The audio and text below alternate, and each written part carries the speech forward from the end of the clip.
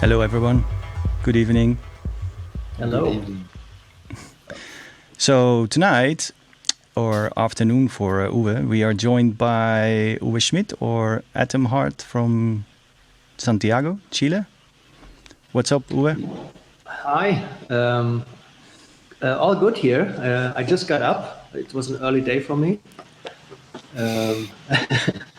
Made some time for you guys.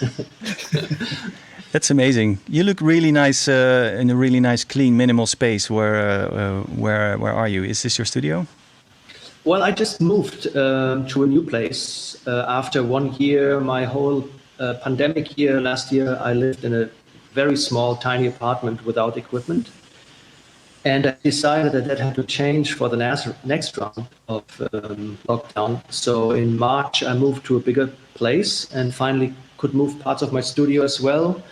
So it's been a big change in different aspects, personal change, but also a different approach with equipment and studio. So it's super minimal, actually. Yeah, I decided to bring almost nothing over here. So it's just a very reduced setup, a flight case with some stuff in it and the computer. Awesome. And this is like my now office room, but it's a room I would like to use in the future for like maybe jamming, or podcast, streaming, stuff like that. Must feel really good to make a new start, move to a new room, start fresh. Oh yeah. It's been an interesting change in general, like after the pandemic and after 2019, to start something very new, like also in terms of creative approach and workflow and everything. I've decided to start pretty much from scratch with everything. So this is why everything is empty and I'm trying not to fill it up. Nice. Yeah, that's what happens, right? If you go to a new room and you start new, then everything is clean and nice, and slowly things get cluttered again. So it's always a good moment to have the be in the clean moment again. I think it's in my case it's an attitude. It's a mindset kind of thing.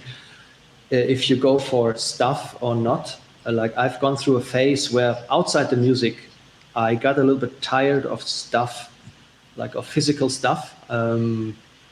It's been like an almost metaphysical experience where I really felt like I had to get rid of things.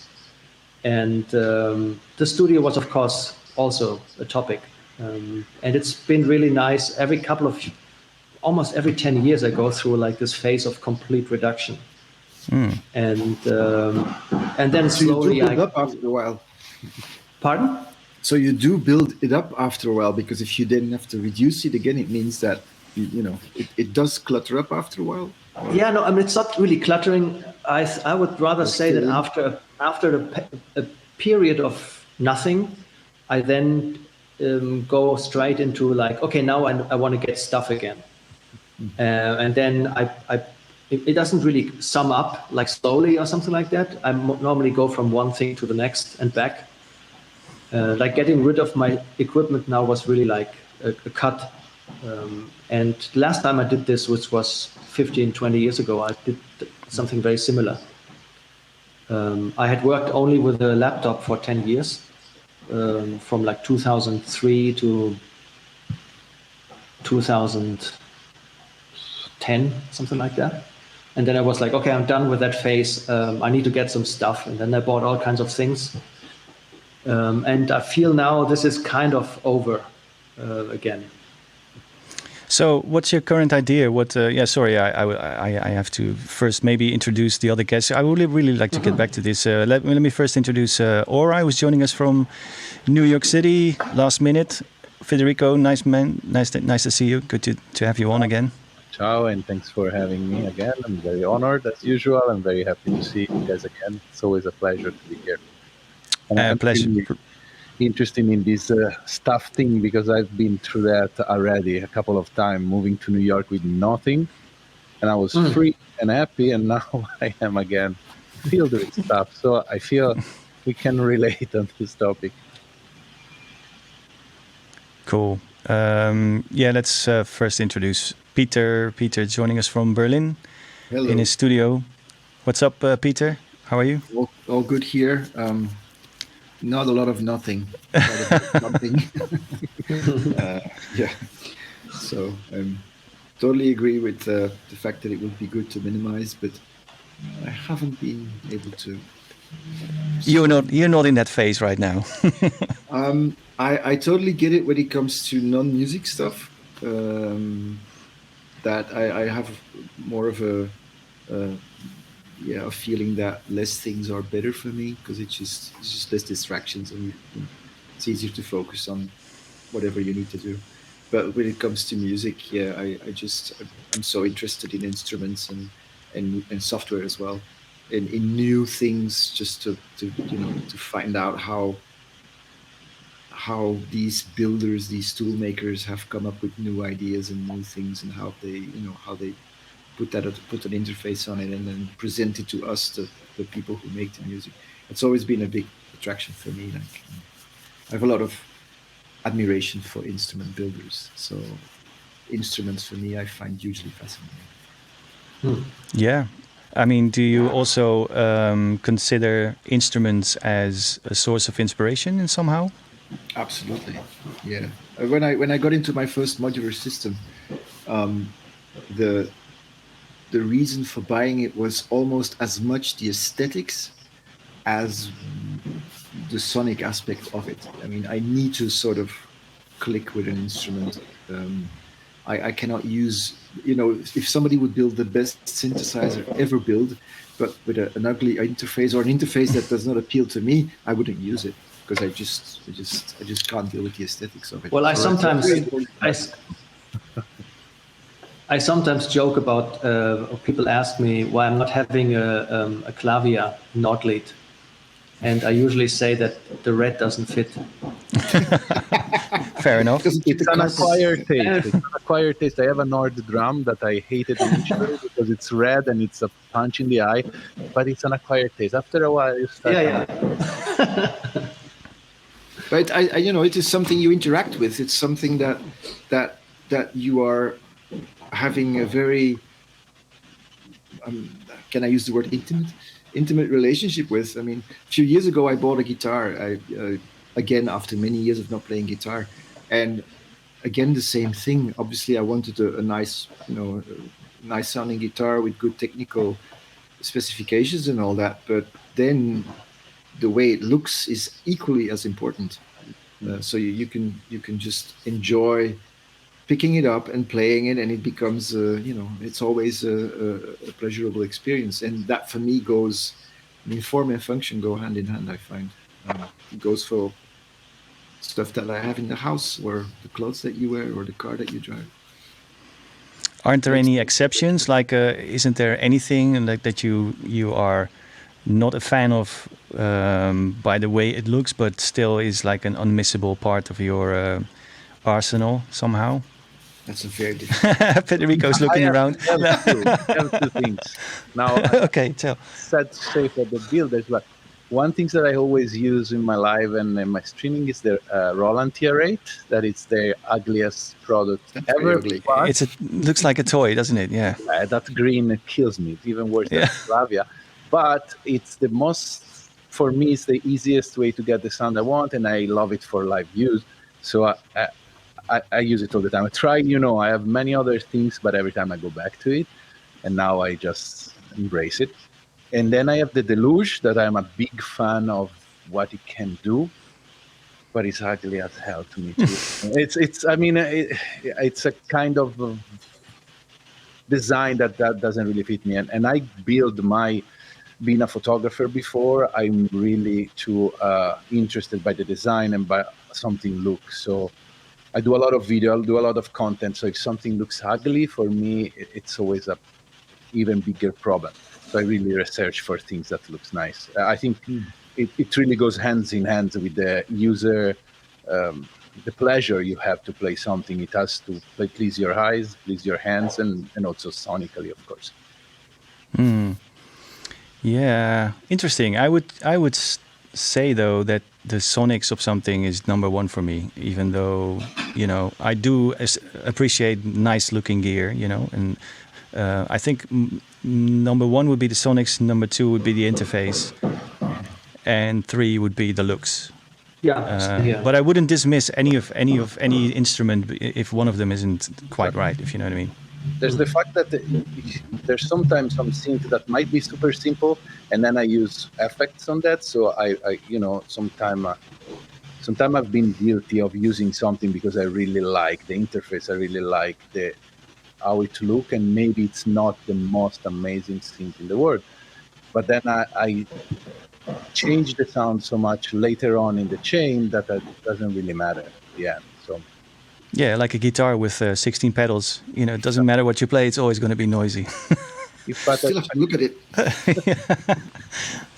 So, Uwe, maybe you can talk a bit more in depth about your sort of decision to slim things down. What was it that was bothering you about the situation you wanted to get rid of? What did you get rid of? What was the gear that you thought was no longer necessary? Let's say 10 years ago, I had started to... 10 years ago, I was kind of tired of where the digital world had gone in terms of digital production. I'm very much Pro Tools based, and I worked 10 years only on a laptop, only with Pro Tools, nothing else. And after 10 years of that type of minimalism, I was like, okay, I need some gear. I really want to, have more hands-on experience. And so I got not much stuff, but a couple of synths and drum machines, and then a couple of other things happened. I got a divorce. I have to sell the studio. I had to move to a different place. A couple of people died. Then the COVID happened. And so it was like a period of like a lot of change in general. And I came out of that in a mindset where I got really tired of stuff. And not even it's not even music related. Like I feel like when somebody asks me, I know, you have to buy a microphone, or you have to buy a frying pan. I'm like, oh no, I don't want to buy stuff. I don't want to have stuff. I feel like I want to get rid of stuff, like physical stuff, and I want to feel lighter. And when I then had to change, move to a new apartment, and after the lockdowns last year, I thought a lot about what I wanted to do. I wanted to change my workflow in general, the way I work. I wanted to have it different. I've always worked a lot within Pro Tools, and I've always made music from a very constructive point of view, like lots of editing, not so much fiddling. Always playing bits and pieces and then building it in Pro Tools, and I really enjoy that. I really like that. But I felt like my old studio, was very linked to my thinking about music and what I came up with musically.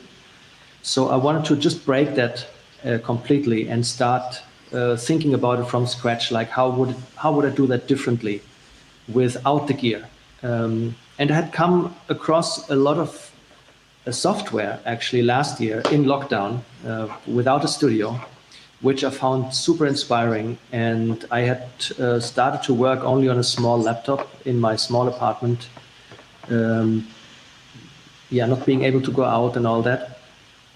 And I decided that I wanted to give it a shot with going back to the just computer and a little bit of outboard gear for the sound.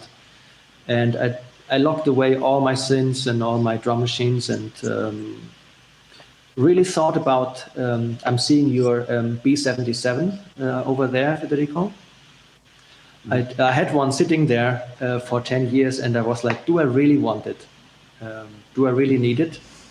Like really, really, really? Like how often have I used it? And I was like, I haven't used it enough to justify. See it sitting there.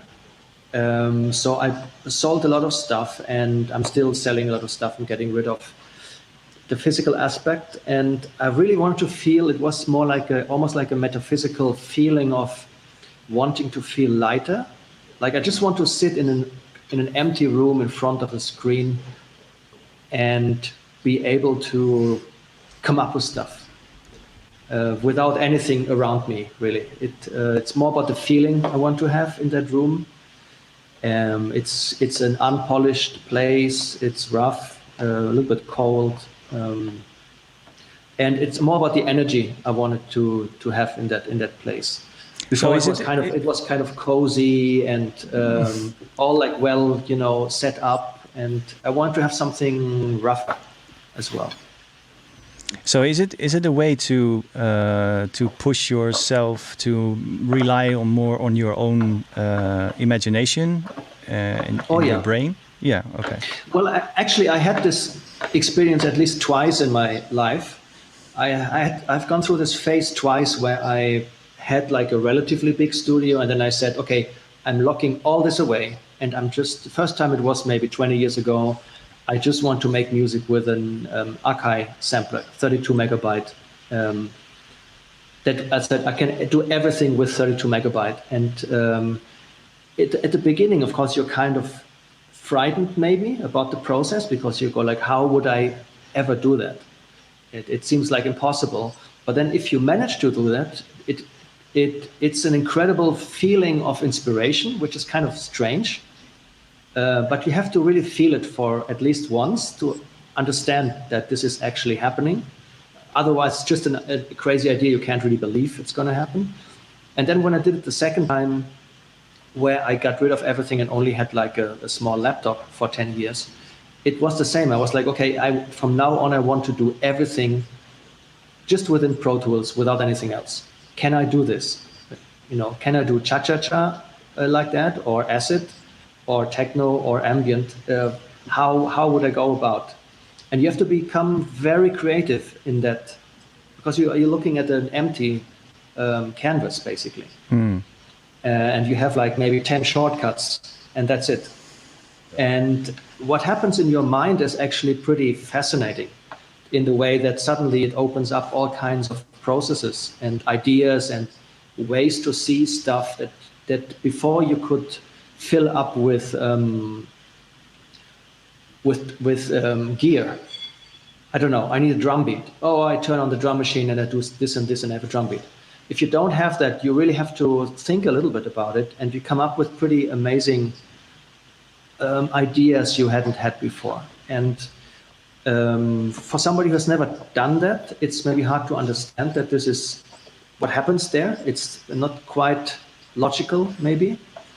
And I've done this a couple of times, and now again has been the moment where I was like, yeah, fuck it. I'm done with the old studio. I just want to start from scratch and see what happens.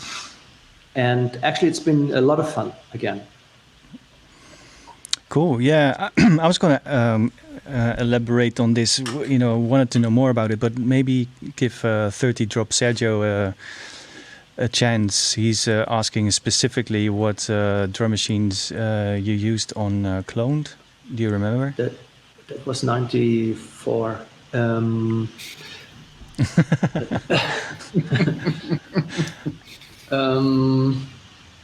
I think it was a sampler. I think it was an S950 triggered by a Yamaha RX5 drum machine, which I used as a sequencer.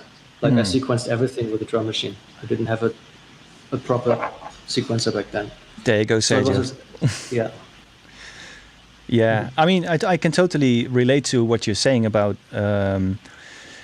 forcing yourself to work with limitations, because that's really what you are doing, right? The thing that I found out from experience, having too many choices is sometimes, distracting you and taking you away from the subject or your goal or your desired outcome or whatever. And by reducing your possibilities, you can often get to a state where you have to work harder or use your imagination more and somehow find solutions to do things that you would never thought were possible with such a limited range of gear. But did you actually find this out at some point, or did you actually jump in the dark and say, okay, I'm just going to handcuff myself and see what I can come up with? What came first? The first two times I kind of thought it was possible. From a theoretical point of view, I looked at a sampler, for example, and I was like, everything I have in my studio, I could theoretically do within the sampler, theoretically. But it's a little bit scary because you don't really know what's going to happen with the workflow and everything. So in both cases, I kind of, from a theoretical standpoint, thought about it and I thought it was possible.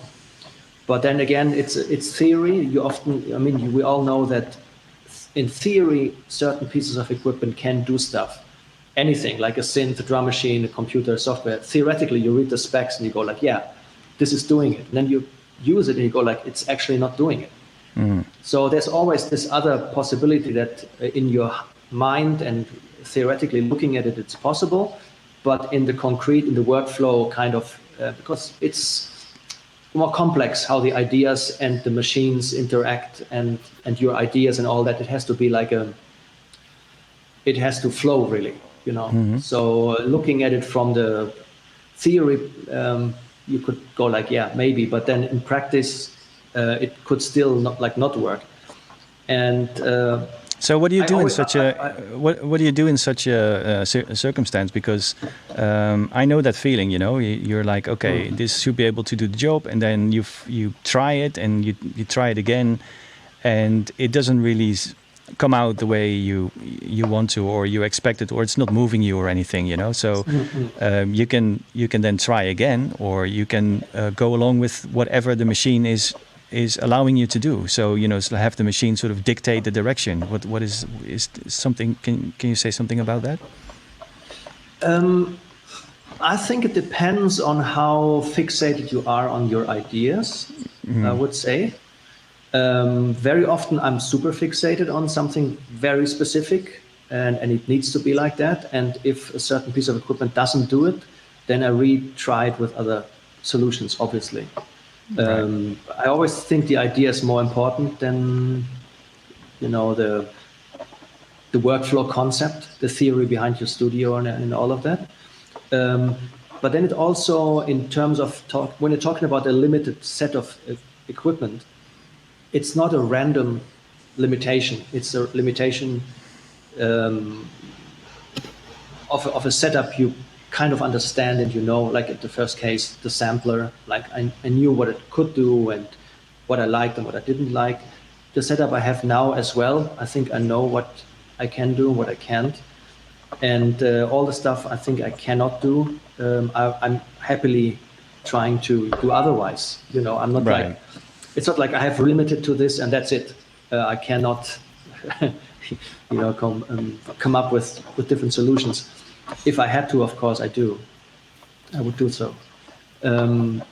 So it's, even though it's a conceptual change, I think in the workflow, I think it's important not to be stuck within the concept too much, but be open enough to see, okay, it works, it doesn't work. I have to maybe adjust my idea about my workflow. Isn't that idea easier to execute today than, let's say, 20 years ago? Oh, hell yeah. Yeah, because I'm saying this because I had to spend 5 months in the UK for private reasons. A quite sudden move. So no time to prepare anything, basically. Packed my bag with, 3 pairs of trousers, 5 shirts, 6 pairs of socks, whatever, and 1 iPad and 1 laptop. No sound card, a pair of headphones. That was it. Laptop, iPad, headphones. Thinking, okay, this is going to last maybe 5 months. At least I have the iPad. And it sort of brought me into the same story where, you know, suddenly you sit there and you're like, okay, I have no studio, I have no speakers. I don't even know how I'm going to, you know, interact with this iPad versus the laptop because there's no way to monitor these things and there's no sound card, and you find a way. And actually, I managed to produce more music than I thought I was going to be able to.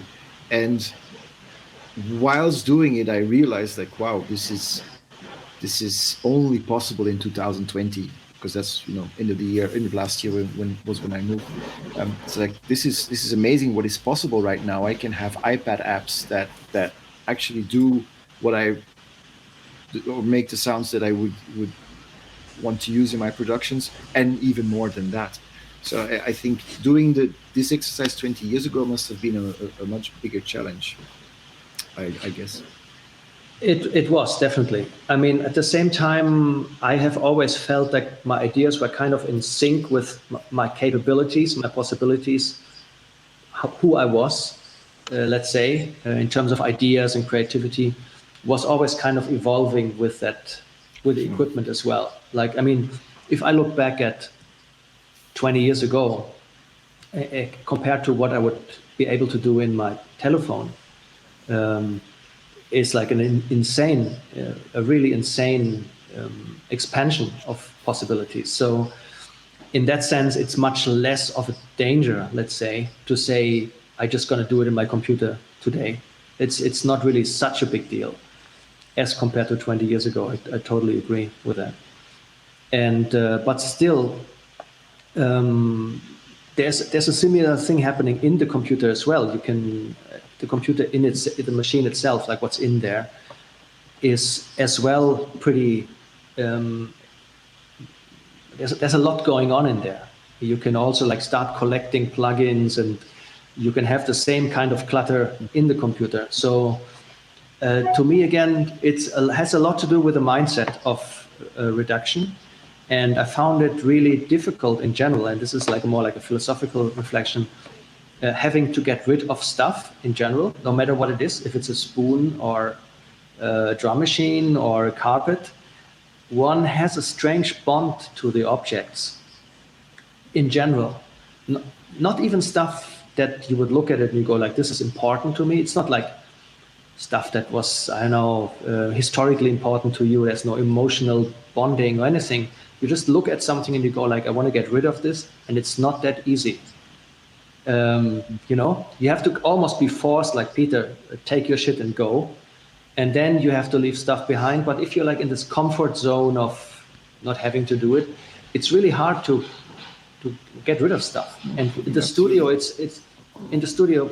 I brought stuff. I brought a sampler of which I'm sure I'm not going to use it, but I was like, maybe I would need to use it. And it was kind of hard to leave it, behind. So we have this strange connection to the objects, which kind of start to take over. They have some power over us, you know. The objects own part of their owners. You know, we own the object. The object also owns the owner somehow. Yeah. You know? The longer you interact with it, the more it becomes. It claims ownership over you. Absolutely. Absolutely. I find that's true. Like cats and dogs. Exactly. Like with the cat, it's very clear. Like the cat owns you. Yeah. You know? You think that you own the cat, but no. The cat doesn't feed you. You feed the cat. But so you're the slave, basically. It's the same thing with gear in a way. That these machines own part of me. Yeah, I mean, it's true. The more stuff you have, the more responsibility and the more weight you have on you. Basically, that's true. It's absolutely true. But still, sitting there with your comfortable collection, Peter, is there a way you kind of reduce the possibilities when you work on something when you're in the studio and not traveling? Like, is there a way you manage to not get distracted by everything around you? Well, to be honest, the machines which are on that side, there's a whole rack on the side that you can't see. 1, 2, 3, 4, 5, 6, 7, 8, 9, 10 machines, 11, 12. I don't think I've touched them in the last 2 years more than once each. So I'm sort of blocking out that part of the room already. And then the machines behind me are used, so they're kind of part of the story. And then in the corner here is a part of the modular system. Usually they're not there for me, so they're not in my they don't actually disturb me as things that demand attention, because for me I tend to go through phases where I use a very select group of instruments or plugins, and they all go together. And then I go to a next phase, and then I use another group of instruments and plugins. And it's not really tied to a project. It's more tied to whatever goes on in my head. And after a while I'm done and I move on to something else. And then there might be 5 years, a loop of 5 years, and then I come back to maybe a similar setup that I used 5 years ago, with a fresh approach and a fresh mind, because you haven't touched those instruments. For instance, here in front of me is the Electron Mono machine, which I'm going to take out of this studio and bring back to my home studio, because I want to have it sit in front of me at home. And I'm just going to spend maybe a week or two only with that machine, just to reacquaint myself with it, because I used it a lot 10 years ago. Like it was in almost every track, and now I haven't used it in ages. And I saw it when I came in the studio this week, and I was like, oh, I'm gonna just reacquaint myself with it. So yeah, it's just phases, regardless of the project. So the mono machine was saying hi to you. Take me, take me. It must have done something like a subliminal influence. But, yeah, I mean, I've had a very rewarding interaction with it. Like maybe 10 years ago, I found it a really interesting machine. I love FM synthesis, so it was I always had a good interaction with it. But somehow, again, so I ended up in a new phase, and then that machine was no longer part of it. And I'm using a lot of software these days, maybe even more than I'm using hardware. So yeah, it just constantly changes, but it's not related to a project, or it's not related to a specific idea. It's the Right. workflow itself is just mutating all the time. Well, maybe let's talk about that, because I saw a comment or a question earlier about your studio process. So maybe a good way to maybe start explaining it is how do you go about starting a project? Do you have an idea for an aesthetic, or like a style, or a musical idea, and then you start working on it? Or are you the person who starts just fiddling around and stumble upon ideas? What's usually your both? Okay. I mean, I've been getting this question a couple of times already in the past years, and I can't say there is one way of working. That it really depends on even the mood I'm in, or there's so many variables that define the way I work, at least, that I cannot say that is, this is the way I work. I think like Oora said, he is more prone to start with an idea and then move from that idea. That sometimes happens with me. Sometimes I just walk into the studio and I just jam, and I have no idea if what I am doing is going to become something. I have hard drives full of jams that, terabytes of sounds that might or might not become something. So it's very difficult to give an answer to that. And I saw the reference to the track which was mentioned. That track was, that was done very fast on a laptop with a little bit of hardware. So whereas other tracks sometimes take weeks, I can't really answer that question, because it's all of the above, basically. Just depends on the time and the moment. And I always found the biography of Pollock, the painter, very interesting, because he was very clearly working from the subconscious. And so, what was stated is that while he was painting, he just did not think. He just let the moment take over. And I tried to recreate a lot of settings for myself, in which I could try and, get into that sort of workflow. And that sometimes works really well, and sometimes it just doesn't work at all. And you need a focus, you need an idea, sometimes I use the Brian Eno cards. If I don't know where I'm going, I just pick a card from the oblique strategies. Yeah. Strategies, because sometimes I just sit there and maybe I have too many choices, or maybe it's just a bad day and I'm just not flowing. And then you have to break that up somehow, and you can do that with, I just pull an oblique strategy card, or I go here into the little storage room in the studio, and maybe I'll find an old guitar pedal and start playing around with that. there's 1,000 strategies. It just mutates from day to day. Yeah, what you say about this specific track that it was done very quickly? Do you see or notice differences between things that you are really slaving over to get done and things that just slip out of your sleeve effortlessly? I mean, you know, we all have these days, you know, I guess, with if you have a pretty complex setup, sometimes things just happen and you know, they're there without even making an effort, and then other times you are just you know, busting your balls, breaking your brain over it. I think in that case, you know, when it's really difficult, and then I think for sure the minimalist approach can help you, because in many cases then it will be a question of having too many choices. I do think that having too many choices is can be a blockage. You know, it can become an obstacle. So in that regard, I very much agree with Uwe that sometimes you really need to reduce. And as I said, I saw this during this recent period in the UK with just an iPad. It was a very interesting way of working. I was making sounds on the iPad, which I then airdropped into the Mac, put it into Bidwig, listened to it, maybe added some percussion, and then thinking, okay, so now I need something else, but I can't play the laptop sound and the iPad sound at the same time. So I'll need to try and remember as much as I can what's now here in this Bitwig project.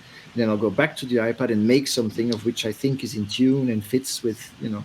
And so you go back and forth and you just airdrop files from one thing to the other until you find some sort of marriage between all these sounds which works. And obviously it's not the best workflow, but it works. So you're suddenly realizing, like, yeah, I'm just using one app on the iPad and I'm using one piece of software on the laptop, and it's working. I don't need this. Yeah, you mentioned you just mentioned something interesting, because you basically say in the case of this project you were just creating something on the iPad and then dropping it into the laptop one by one, sort of like piece by piece. So in a sense, you are going blind in most of the time while you're creating these things and then putting them together, that's a nice idea, because sometimes that can also cause surprises or things that are maybe slightly off or were not intended like it, which might give the whole thing an interesting angle. Yeah, I guess it was a very interesting experience. I mean, I remember. Obviously, it's an iPad, so you can carry it around everywhere. I remember sitting in the living room one night and fiddling around, not being happy, and I'd installed some modular environment. I don't remember the you know, it's like a digital modular synthesizer basically, and it has a module that accepts audio input, and the TV was on and whatever.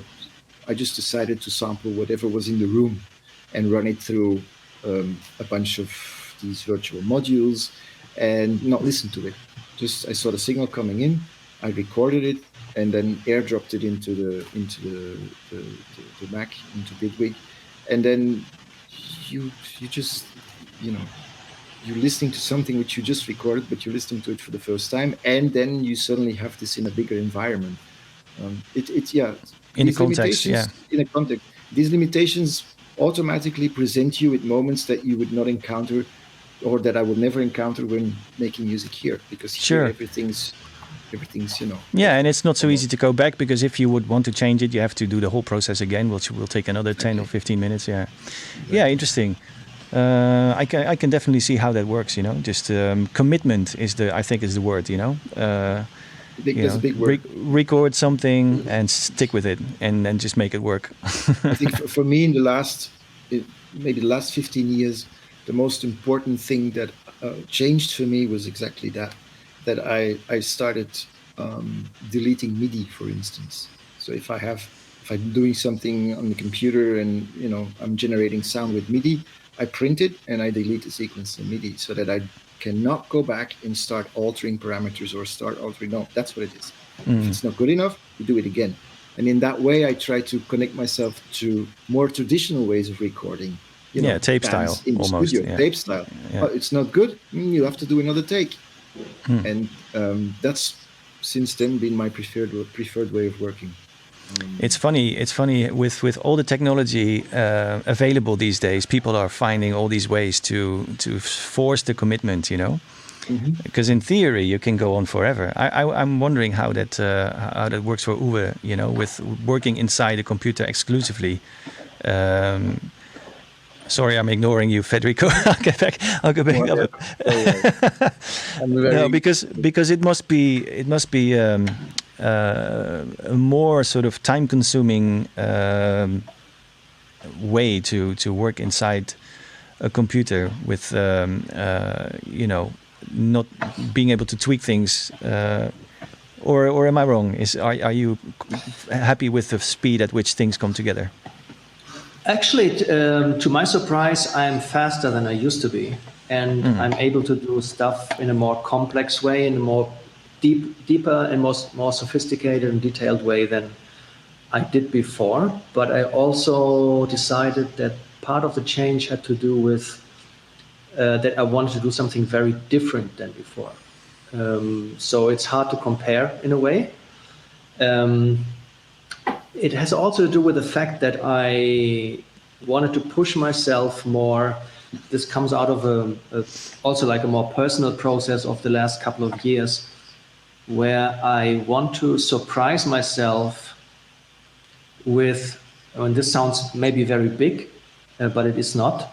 I have the daily motto, actually, in the process of making music, to try at least to surprise myself with something new every day. Like the moment I get to do something where when I think about it, go like, yeah, I've done that before. That's how you do it. That's how I would do it. That's my taste. That's whatever. I go like, maybe I should do something else. And then I usually erase it and start again until I come up with something that I have not experienced like that before. So to me, getting rid of old equipment and of the old workflow had a lot to do with it. So everything I've been trying since then in the computer is all stuff that's pretty new for me in terms of workflow and synthesis and the machinery and the interfaces and all that. And it's been very intuitive and very fast. And I don't see any difference. I don't even think there is no difference in speed itself. I think there is difference in let's say the reliability of your action, like if you're what you have in your mind towards what you want to achieve, if that execution is efficient. And then of course it can have something to do with time, but it's not necessarily about doing stuff fast. It's more about doing stuff in an efficient way. Well, yeah, and, I agree, but I mean, you must agree that you know, tweaking a synth or turning some knobs on something that modifies the sound is like happening in real time. And if you're in a computer, then you still have to kind of wait for the result to emerge when you're programming things, or isn't that the way you do it? Yes and no. Do you have some way that you feel that you are performing your input? Actually, as a matter of fact, my old studio was much less performance oriented. It was much more. I had nothing connected with each other. I was more like, I have an idea. What do I need? I need I need a kick drum, and then I was looking for where I could get the kick drum from, and then I would make the kick drum, record the kick drum, and then I would edit the kick drum. I would never program everything together. Like I would every now and then jam bits and pieces, but they would always end up in Pro Tools being edited. And I wanted to have actually a system which is much more jammable. And I can do this now within the computer with also a limited amount of elements. It's not like a huge, array of stuff, but that's also super important to say like, okay, I have maybe 10 elements played by 10 different instruments, and I can play them, and then I can jam them and record the jam, and then I do the editing. Okay, so that's still an option. You have some kind of input device or MIDI controller or something like that. Yeah. Actually, maybe that's very unique to my old setup. my new setup is much more playable than the old one. I feel much faster than I did in the past, but it has more to do with how I used to work in the past, which was much more editing oriented and not that much hands-on actually. So, what about you, Federico? You're more of a hands-on guy, right? Yeah, I'm actually lately more into the box than I thought I wanted to be, but my approach is really like I do right now for my music, just improvisation stuff, and it's a year that I don't save a single pattern. So it's I use the Octatrack mostly, and I force myself to play every day. So start forcing myself, not thinking that there's no writer blocks. It's just barriers in your mind. So every day I have a strict routine, and I went being full musician or working in music full time since a couple of months. Before I was in photography, so now I took like this very seriously. And I need to have a routine in what I'm doing, because otherwise I get very distracted, very easily distracted. And also I try to limit myself on what I use for my, let's say, artistic performances. So I have very few things that I play every day, as I used to play a guitar, because I always relate electronic music to my band guitar player and singer past. So I try not to think I can get over an instrument, because I can do everything with that.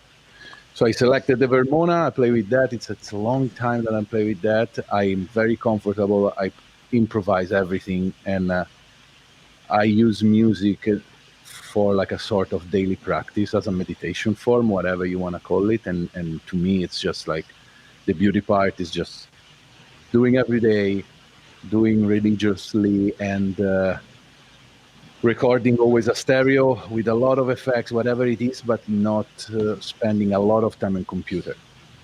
Later on, now I start doing content a lot. So I also like the nerd part. I love instruments too. So, I'm at the point that I collaborate with the brands and I receive instrument and effects. So there's always a big flow of stuff coming in here. And I love to try them. I love maybe to record something with that, but very few things stay in the workflow, the daily, like, Oora music workflow. Let's say that. But your process is more or less capturing the moment in real time. Yeah. Okay. Yeah, I try to embrace the fact that I went many times to, like, am I good enough? My music is good enough. And now I got to the point that it's a sort of daily diary recording, and I want to bring this hopefully soon out and like play with what I have in very honest way and very risky way. I like embracing the risk that I used to have in bands, because it's just like there's nothing pre-recorded, right? It's just like you play right away. So that's, for me, it's what I want to find in music every day. It's just like something new and something that you play in the moment, and whatever it is, you accept it somehow. And every day you do the same thing, where you play with the Octatrack every day as kind of part of the process? I mean, right now what I'm playing in the last year is just the Octatrack as a sequencer, and this the Vermona Performer, that is just a very simple 4-channel strip synth that to me is the best synth I've ever had. It's super simple. It has like three waves, 3 or 4. Very simple, just one LFO, some cool FM possibility. But to me, it's the blank canvas I start, and then I use a lot of, with the mixer, I can use sound effects and a lot of stomp boxes. To me, the magic for the things that I really like is that starting with a very simple canvas and then add effects. And mostly it's very simple, minimal stuff. And I like simplicity, and so far so good. I really enjoy what I'm doing lately. For one of the first time in my life, I feel that I have, okay, I can own this kind of stuff that I'm doing. I'm comfortable doing it, and it became a really way I can improvise with that. That was my goal. Like, I don't want to prepare anything. I just want to let go and have fun with it without anxiety and preparation. And would it be a plan in the future to take that setup and go and perform? Yeah, that's the plan. So far I'm just doing like streaming. That has been a very nice exercise in like you know, feel the kind of pressure that even if you will do a streaming in front of 4 people on Twitch, doesn't really matter, but you have to take home that 45 minutes or an hour, because that's the maximum I want to play. Otherwise, it can be repetitive. But with a very limited set of instruments, try to make it different every time and start from no sequence and just see where you can go. And I find out that the cool part is like every time there's something different, and then sometime I do very good stuff for myself, and I'm, you know, I don't know how to get there again. And that is what I really enjoy. Just like I was such in the flow in that moment that things fall in place very nicely. I don't care to redo that again. I recorded it, but it's great to me that I don't have that pattern, because otherwise I would go there again and again and again, and I would feel like I'm losing the creativity part and the excitement on doing something every day. So when you do these jams, Federico, is it you start really from scratch, like you enter the notes while you are, so you're writing in step? Yeah. Sometimes like I have a small keyboard connected to the Octatrack. Finally, I get to know the Octatrack pretty well, because that was the hardest part, of course. But it's sometimes I can start with just a couple of notes, like a bass notes. I use the Vermona, like each strip has its own role, like a band. So I have my bass, I have my singer, I have my rhythmic guitar. So very easily I try to separate all the instrument as I used to do when I compose for bands. So it's a simple approach, but really works for what I want to do. Well, there's something to say about this approach, because I've done it many times as well, and I like to be in the zone where I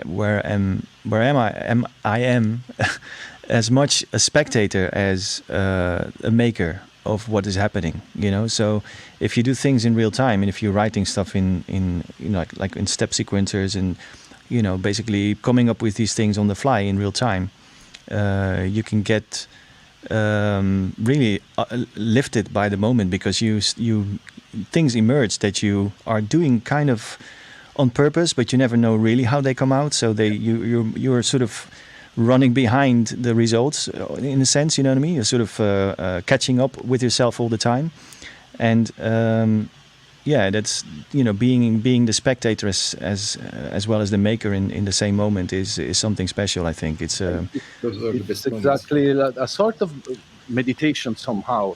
I interpret meditation like that. So you're a spectator of your thoughts. You know, you sit down and you watch your thoughts going on, and it's the same for music to me. If I see, my problem with computer is that I need to have more of a approach where I need to know where I'm going, otherwise I will be lost.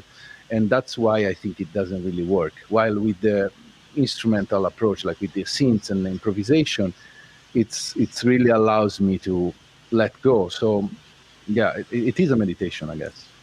So even the stuff you released came together like this, or was it more like pre-planned and written? I just released one album a few days ago with Finestra, and that one is a full improvisation. There's three tracks, and one is a 20-minute track. That was just improvisation, and I'm really proud of that. I really like it. There's an album that I come now that it was the last that I used to record with, like more of a, you know, I record something improvisational, and then in the DAW I'll add stuff.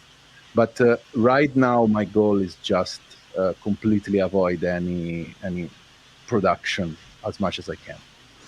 So there was this questions earlier, how do you deal with compression and dynamics on a live performance? Because that's an interesting one, because you know how you can get carried away by your, you know, by the mood or the energy of a live performance, and then you're maybe slamming your compressor way harder than you were planning on when you were setting it up for the performance.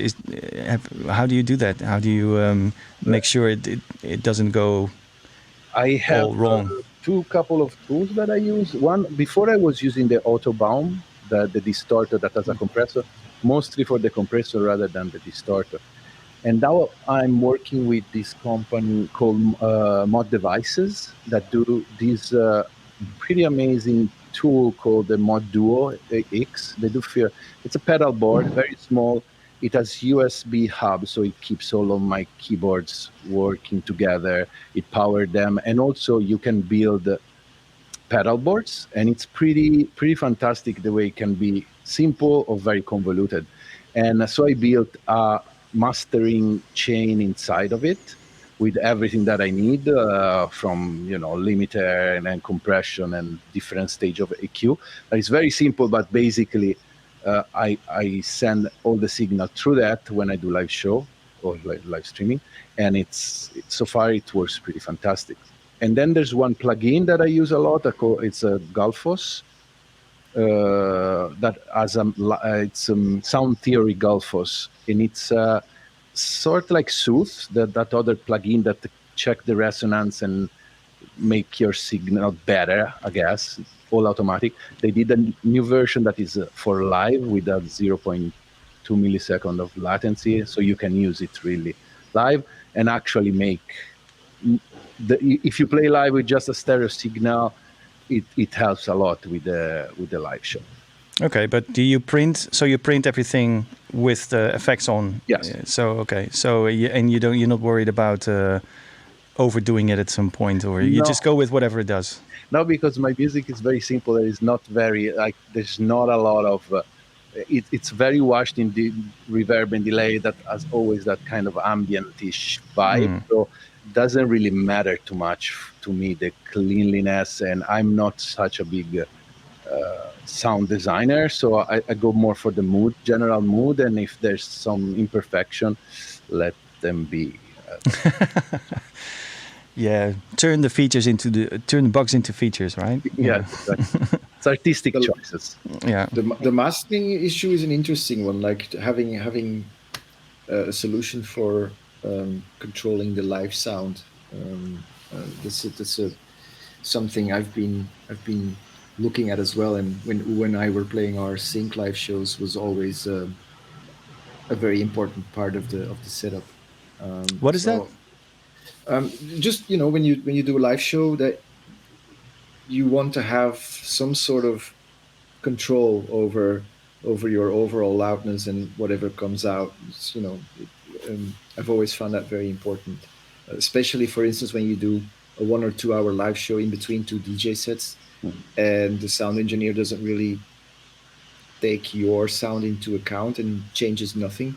Loudness wise, there's a huge dip.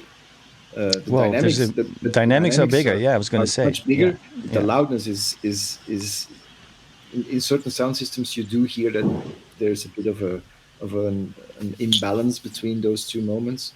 I obviously prefer the dynamic situation much more, but I do think it's important, and also just a very interesting process to try and control the last step of that live setup, and having some sort of mastering device in the chain right before you send your sound to the PA. I wonder if a nice API 500 lunchbox would be a great way to have a mastering device always portable with you. Yeah, the last shows that we did together, Oora and I, we always asked the promoter or the club or the venue to present us with some sort of mastering compressor. But turned out that this is quite a difficult thing to Everybody has a different idea about what that would be, I guess. Some venues don't even know what a bus compressor is, so they just give you a standard DBX or something, which is not what you ask for. Definitely. So it's a very I saw this pedal pedal you mentioned, so I'm definitely going to go deeper in that and check it out. Because that could be a very portable, very small solution for the big problem. It's an open source also, and it has the possibility to run Max for Live patches. So the community is nice, and it's still small though. So they're trying to push it, because the more people will participate, and the more you will have. You already have 200 or 300 plugin that you can basically put in the thing. But it can grow up, and the idea is smart, because basically you will have a USB hub, so you can connect. Also, you can connect a sound card to it, so having it in as much as you want. So, and it's controllable also with an iPad. So it can be a sort of Interesting. live show unifier, and the more people will participate, the more there's gonna be probably plugin maker that will start producing for that. My ideal situation would be to take my two distressors to every live show. So if somebody Put it on your rider, man. So no if distressors, no show. No distressor, no show. No, that would be no show, I think. Then in the end. But yeah, so it would be nice if something similar is available digitally, and then you can just take a small box with you and off you go. I was watching Stimming and in one of his video, and he had this device that is a Stimming mastering device, and it was a brilliant solution. It was like a sort of portable rack that had a EQ and limiter and a compressor all together. And he was saying that they were trying to produce it just for live show. So it's a mastering device to try to match, of course, all the dynamics to the DJ because he's in that kind of field. So I'm surprised there's no products yet that fill that gaps. I've been looking, believe me, I never found something that truly addresses the issue. Yep. There's a few, there's an Avalon compressor EQ tube thing, I think, which is pretty nice, but doesn't have a limiter. I mean, the limiter for me is the least important part. I think it's what I would like when you have a large live setup is to be able to just glue everything together at the end, so that all these different machines, especially when you're playing with two people, can just come together, because you're only controlling one part of the setup and the other person is controlling the other part of the setup. So in the end, if there's some unifying factor at the end of the chain, I find that very pleasant, and it sort of helps. And I remember the last couple of shows we played, Oora, we were even controlling the compression during the live show as well. When you feel like you can pump it up a little bit more, okay, just play with the threshold a bit. And that feeling of having that instant control and hearing the sound change in the venue, I find that very pleasant. It's fun. So the shows you did together, what was the way you approached it? Did you define roles for each person, or are you playing like tracks that you prepared before, or is it sort of improvised? What kind of approach did you take there? More of a hybrid situation where there were two live setups, so you just jam, and then I would once in a while throw in a master track. So that's the DJ part of the setup, but I mean that didn't happen. I mean, the more we did the shows, the less important the DJ aspect became. So well, the interesting element to me was that because Peter was controlling the final output, like he was controlling my sources, the sum of my sources and the sum of his sources, and every now and then he was treating what I was doing as if it was a track that came off like a CD or something. Yeah. Like he could play around with what I was programming and layering it with his material or finalized tracks, and treat everything like similar from a more like he could step back and not necessarily be the one who was actually programming stuff, but looking upon what has been programmed by me, for example, and work with that as if it was a different sound source, which was pretty nice, actually. It gave like a different layer to what I'm normally doing when I'm playing alone, for example, because he could then, like I said, step back and listen to what I was doing and like treat it as like a separate entity that he could then mix with his stuff and so on. So it was the end control was also done with a DJ mixer, not a line mixer. Yeah, we had a line mixer on stage with all the instruments patched, and we were both controlling that line mixer. But the end mix was done as I would do a 4-channel DJ mix, for instance. Yeah, makes sense. Absolutely. Yeah, it's way more a performance tool than if you have a line mixer. Then it's more like studio situation. You can do a performance on a line mixer of course, you know, dub style, but it's a bit slower. You can make bigger and faster movements on a DJ mixer. Yeah.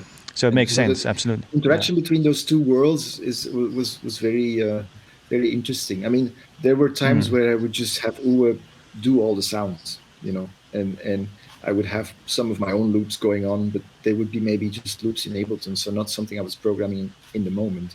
And I would just focus for 30 minutes on just the mix and the interaction between all the sounds, and then maybe the next 30 minutes I go back to the line mixer, leave the channels open on the final mixer, and just, you know, jam together. It was a very loose situation in that way, but always coming back to having, for me, then the end control over the final mix, and to have that compressor there, you know, still being able to tweak and tune things compressing wise while you're making the sounds. I thought that was a very that was just a lot of fun. Sounds like a lot of fun for sure. Yeah. Yeah. It's funny how when you play together more and more, the more trust you gain in each other, and let the other person just do what they do. You know, it's with collaborations like that, like live collaborations. Yeah, that's probably the most rewarding thing about the whole show for me, is you can just you don't speak that often during the show as well, because it just happens, and you don't really need to talk. It's very pleasant. I sometimes just, there were a few moments where I just started laughing when I was just observing Oora for a while, how he was working, and you just don't do anything for a bit, and you just laugh because it's such a fun experience, and you can see people enjoying themselves to it. It's a very different situation from when you're out there just by yourself. So. I also wanted to add something which may be related to the question of like the mastering for live.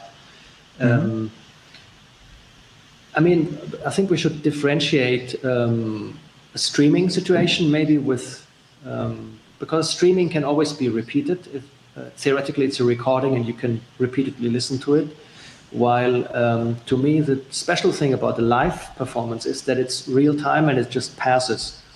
So there's no recording of that normally. You cannot go back really necessarily, depends, but normally that's not the case.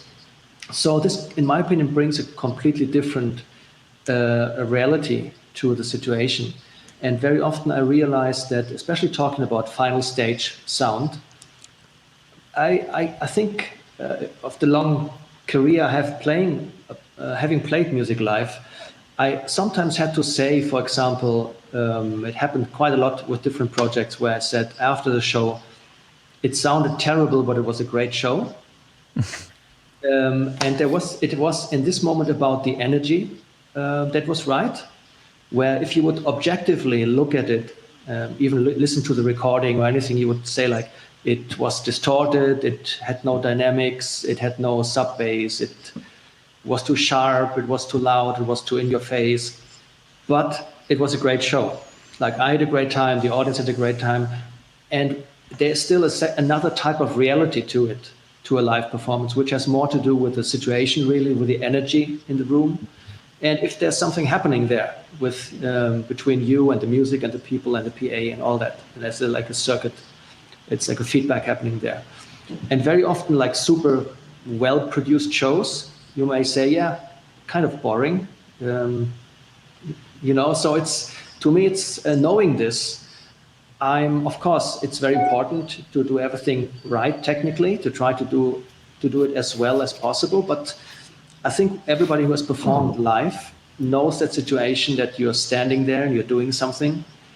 And even though there's technically everything is right, you feel that there's something missing. And maybe I often call it like, and now I need the energy. And the energy is very often this kind of like, fuck it.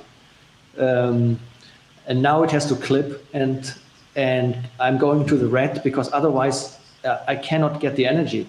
You know, and then you may go back to like a normal, well-sounding stage. But I think being dirty and like over the top and like not correct very often is also part of it. And that's why I think it's a tricky balance between being too controlled on stage and like being too clean and too good and everything is too nice and too perfect, one may lose this other dimension of really feeling the audience and feeling the sound and feeling, are you really there? Like, is it really, are you really happy with it, or is there something missing? And especially if you're like playing under not so great conditions, which is pretty frequent, I would say. Of course, the ideal world is you're having a great sound system and you listen to the 15 hertz and it's incredible. But very often it's like your sub bass ends at around 60 and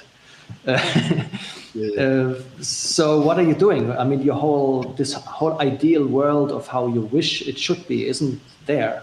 It will not happen that night. So you need a different angle to it, which you can only, I think, reach with energy and attitude and other elements which have nothing to do with the pure technical side of it. So I think on one end, it's always, like I said, super important to do it as good as possible and hope for the best. But you need a plan B and C and D probably.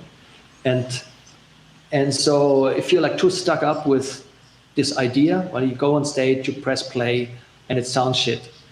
It would be a reason to get really depressed and, I don't know, play a terrible show for you as well, not only for the audience, but it's like completely downhill from there. That's actually the trick, eh? That's actually the trick. If I mean, you can end up on a stage and you know, even though the sound check might have sounded good, you start there and it's all falls apart when you start and it sounds terrible. I mean, that's the moment where your experience, I guess, or your own confidence comes in. You know, if you think, okay, well, this is clearly not happening. Let's just try something completely different, or you know, throw in some radical techniques, you know, to make it work. You know, to still make it work. I mean, that's the question. You should never expect anything really when you play live. Yeah. You should never really have any expectations. You know, that's the wrong attitude to have in the first place. You should just go in there and make it fucking happen, you know, and no matter how. I would expand that not only on live, playing live, but on live in general. Yeah, absolutely. When I was just doing it was always like that. My experience was like, I played 15 years touring with bands and metal stuff mostly, and there's probably 3 times that I did the sound check and then the moment of the show things were sounding nice. It's always been a mess, also because we are always drunk, but it's just like, then you have the experience, also you have the band, then you have the energy, and it was what I really was afraid on the electronic side. When you go up stage by yourself, it's really easy to get anxious and afraid that you need to overperform because people are just watching at you. So you really need to let go of all of the expectation, as you said, so Jochen, because otherwise it's really killing all the good vibe and the enjoyment of playing live. The experience is important to be there when you are in such a moment where things don't happen. Then I think the experience helps to keep you just calm. You stay calm and you just observe what's going on, and then I think most of the time you know pretty fast that, okay, this is not going how it was planned. I need to turn this around somehow. And I remember maybe 15 years ago I would have panicked, or I would have been unable to find a solution in the moment. Whereas, after that, I would not be too worried.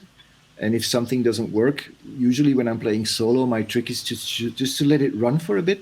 Exactly. Not do anything. Yeah.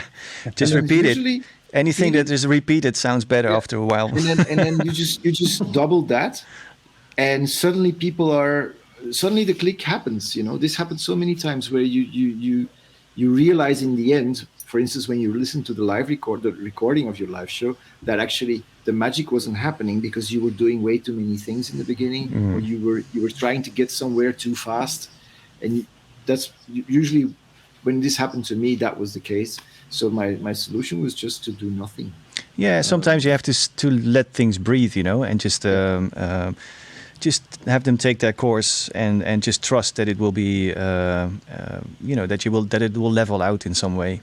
And then, and of course, if you do too much, like you said, you sound like you're panicking. So if you just be more, if you have more restraint on what you do, it sounds more confident, and it's also more sort of reassuring for yourself. Okay, I'm not dying; it's still going. And then, of course, you can start. Yeah, you can start taking turns again and sort of bring the energy back. And it's there's so many relaxing. tricks. Yeah. I'm curious to know if in your career there's always been one day that it went so well you had to stop completely. So well that you had to stop? No, that it went so bad. Sorry. Oh, so bad. Okay. You didn't know how to get out of a bad situation and you had to stop. No, I've never stopped because I had I fucked up. A performance. No, I mean, there's, of course, I mean, everybody who's been on stage for many times, sometimes you walk off stage with a terrible feeling because you thought you were fucking it up, And it's funny though, sometimes you go off stage and people say, "Ah, this was amazing," and you were shit, it was terrible, and then I know I was terrible, so don't tell me anything, and the other way around is true too, if you think, wow, I was really into it at the moment, and then you get a sort of really mild reaction and it's not really happening, but you know that you People say it's interesting. As a Good set. bell. Yeah. An interesting set. Yeah, interesting. Yeah.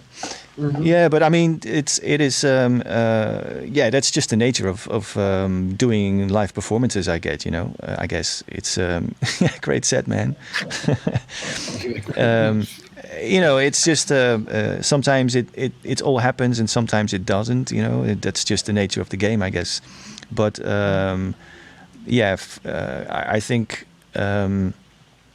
I think there are many tricks to retain that a certain level of communication. I think that's the best thing you learn after a while. To still communicate something, even though you think you're not doing the best you can.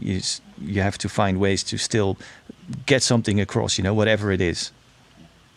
True. I mean, the issue is sometimes also that there's not too many people out there who want to communicate with you. I mean, sometimes you play for an audience that is just not.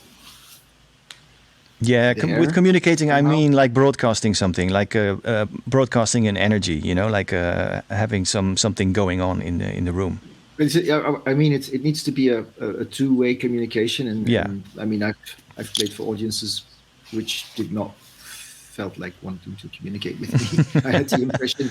I mean, some nights are just not meant to be, and that's a different situation, I find, because you can measure that too, and then you can sort of quickly figure out, okay, it's not going to happen for them tonight. I'm just going to make sure that I enjoy myself, and then maybe a part of that enjoyment will reflect on a part of the audience that does want to make it happen. I've been in those situations as well, where the majority of the audience is just not interested. They're having beers and they're chatting and they're dancing maybe a little bit, but not too much. That's a completely other situation than you not doing your best performance in front of an audience which actually wants to communicate with you and wants to have that dynamic and that interaction with you. That's a much more profound way of panicking, I find. Yeah. They're actually out there, they want to listen to me and I'm not doing a good job. Yeah. Well, and then these are just a few of the variables. There are so many other variables, like your listening position versus the listening position of the audience, the acoustics in the room, what you are hearing versus what they are hearing, monitor versus PA, stuff like that. It's all that can all contribute to being on the exact same level as your audience and having a hard time getting to that level. It's there's so many more variables. Who plays before you? Who sets the tone before you? I mean, it's a very complex. It's a very complex. And sometimes the stars align, and everything is wonderful. Yeah, definitely. I think it's for me personally much more enjoyable to do it with someone um, than just by myself, the live performance. Just because I enjoy it more. It's just, and you can do longer shows. When you're with two people. When I'm by myself, a 2-hour live show, that's about it. If it's a hybrid set, all night long, no problem. Because you have a DJ aspect built in to that show. But a live set solo, I think more than 2 hours is not possible. And I enjoy Difficult, doing long shows. It's difficult. I enjoy doing long shows, and if you're playing with one or two other people, there's moments where you can just tune out for half an hour and go and have a snack in the backstage. The Circle of Life is the best example, where we play with 4 people, 5 people sometimes. I think you can just go and have a beer for half an hour and let the other 3 jam. I think it's an amazing setup. Yep. Absolutely. Relaxed, it makes for a very relaxed approach of what is, in essence, a very complex issue. Playing live. Yeah. Maybe let's take this opportunity to say that we are not ignoring the audience. If you have anything to ask us or say to us, please feel free to do so, and then we'll get back to your questions, hopefully. Yeah. What else, guys? I wanted to ask you, Peter. You posted this picture of this System 100. Is that something that is in your studio at the moment? It's not in my studio at the moment. It's at Marco's studio.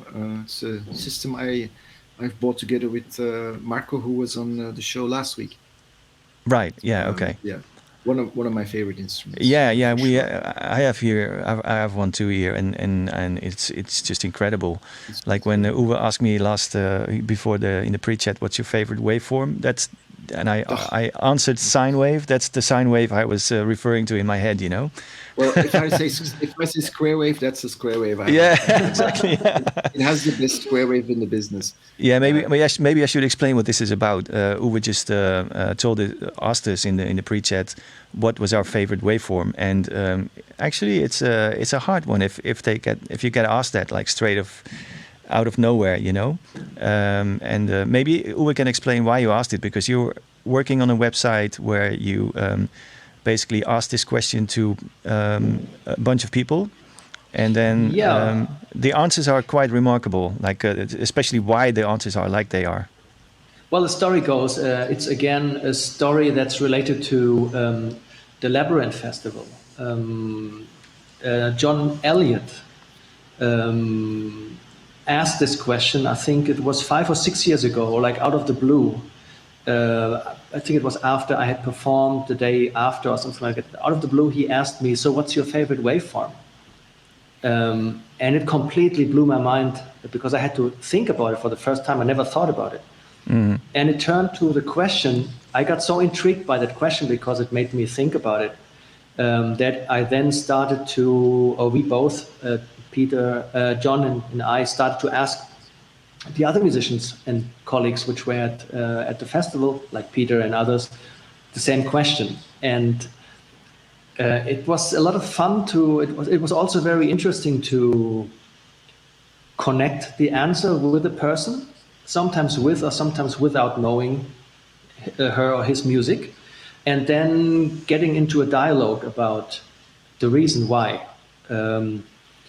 There's also a broad spectrum of answers and reasons. It can be really anything. The question doesn't imply anything specific.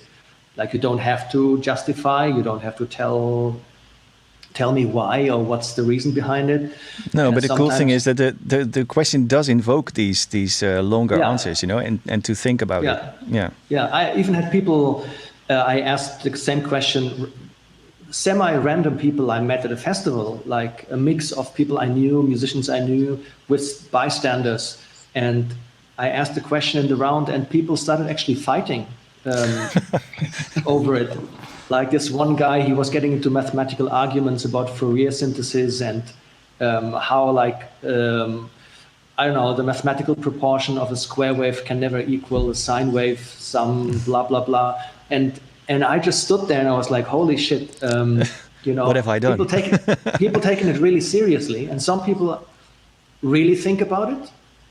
I had never thought about it really from let's say, a sound engineering perspective, for example. It was more like a gut feeling decision on my side until I really thought about it. And so I decided to make this very simple website, which is called favewave.es, favorite waves. Yeah, Sander just posted the link in the comments, so it's favewave.es. Have a look there. Yeah. It's just the basic waveform symbols and the names of the people I ask, and with a little dot which indicates their reply. And it's just like, it doesn't mean anything really. It's not an analysis or any kind of statement. It's more like, I found it really, really intriguing and interesting to ask people and get their opinions. It also, if you know their music, it gives a different aspect on their making and their thinking. And then there is stuff like the sine wave people, right? It's a certain. You're amongst them. Yeah, I mean, I don't know. I wish I had more time to think about it. I told you the sine wave was my instant sort of initial reaction, and then of course I motivated it with the fact, okay, sine wave is like the basic thing. You can pretty much make everything from a sine wave or a bunch of sine waves, whatever.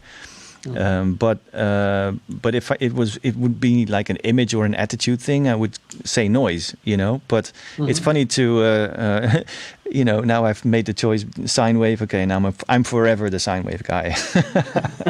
No, the question is, are you a sine wave guy? The question is, are you a sine wave guy? Because it's a specific kind of types of people very often, which have like this kind of purist approach. It's almost like philosophically speaking, a kind of like a Platonic background. And then there are people coming from the other end. It's more like I don't know. I like noise and I like to subtract rather than to add sine waves, and so on and so on. Yeah. But other people just replied like, without any specific aesthetic reason, So, like up until this point, until the point I was asked the question, I always ended up automatically with a sawtooth, no matter what I did. Like on the 303, I would be on stage with a TB303, and I would like play around with it. And there's the switch, like saw, square, and I always ended up on saw, no matter, not even thinking about it. It was like, I like this better. I just liked it better. It's like, I don't know. And after having thought about the question, I really, I forced myself into square, and I really like it now. Like, I completely switched from, thank you, Peter, yes. I really switched more consciously in the sound design process to different waveforms. But it's not necessarily how people see waveforms. Like, I've spoken to many people that have no, let's say, technical sound design background. They don't know actually what's the difference between a sine and a square. Like in terms of sound design, they just like go from feeling, I like this. It just sounds more like Federico said, it sounds more round. A lot of people say this as well. It sounds more smooth, or it sounds more edgy. So it's a very different approach to the very same question. And I just found it very fascinating to, discuss it with people. Absolutely, yeah. It's a really fun exercise, and I see people in the comments now dropping their favorite, what is their favorite wave. So yeah, keep doing it. It's fun to see how many people are in my sine camp. So Oora, you said sine as well, right? Yeah. I never thought about like I can do everything with a sine wave. No, I'm not that technical, but it's just very soothing. And whenever I reach for a new instrument, new synth, I always start with the sine wave. I really enjoy it. So That's just the simple reason. It, Okay. it just make me feel good. Let's say that. Yeah. That's the Sign best of the reason. times. And Peter, what's yours? Square. Because you're the square guy. Absolutely. Any particular reason, or is it just a sonic I've thing? always, it's a sonic thing, not much anything to do with, the synthesis aspect of it. I've always enjoyed the sound of a bass line, like as opposed to Oora, I would always s- ta- take the square switch on the 303 because I just enjoy that sound. When filtered right, it has a much more funky feeling for my ears. This, what the Detroit guys used to do, what Derek May used to do on the old Transmat records, this bow, bow, bow, this low, bubbly square wave filtered through a nicely fast modulated filter. That sort of funky. I'm a bass player originally, so I was for a long time really into playing the funk bass, slapping and pulling and all that. And for some reason, square waves filtered properly reminds me of that sort of slappy, very funky staccato way of playing bass. And so I've always had that sound associated in my head. And when I long time ago figured out that that was actually a square wave, and then when John Elliott asked me, "What's your favorite wave?" Yeah, it's a square wave. Fair enough. Yeah, I mean, you can philosophize. What's the word? Anyway, you can think about it forever. Square methods, of course, says a square, obviously. But Yeah, it's, but it's as you say, you can give it a very rational or even philosophical explanation, which is totally understandable. Like a sine wave is indeed a very useful waveform, but for me it's more like, oh, I have this sound, so my favorite sound is that sound, and so that's something which is more historical, I suppose, than linked to any sound design or compositional practice. Memory is a very important aspect of music, I find. yeah, I was literally thinking about that System 100 sine wave because that's just such a beautiful sound, you know. It's The whole like system, and it's no matter how low you tune it, it always stays in the same kind of level or pressure. You know what I mean? It's just an incredible instrument. It's insane how warm and deep it is. You know, it's a standard which I think Roland never really attained after that. It took a long time for us to have all the parts of the system together. For a long time, the only piece that was missing was the mixer. And right. I finally, after having completed the rest of the system already 2 or 3 years previous, I finally found a mixer in Australia and bought Of it all on places. eBay. I bought it on eBay Australia. Had a friend of mine in Australia take care of the shipment and all that, and then it was waiting for me. So when my next Australia tour happened, I took this huge Peli case with me, which was empty, and flew with this thing to Australia. Did the tour, and then in the end, went to Sydney, picked it up, and that moment, bringing back the mixer and putting it next to the rest of the instrument and lining it all up was a very rewarding moment, Nice. because the mixer as well adds a very particular sonic quality to the whole thing. Also a lot of noise, but Yeah, it's noisy. it's just the whole thing is thought out really well, and it's made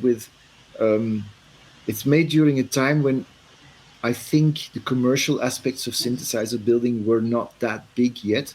So you feel a lot of inherent passion for the music and the instrument, in the design and in the way it sounds and in the way it was built. The sliders are super nice. Everything's rock solid.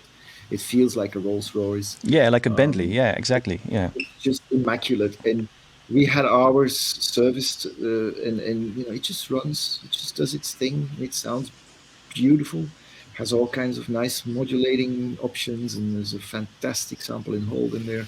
It's just a joy to work with.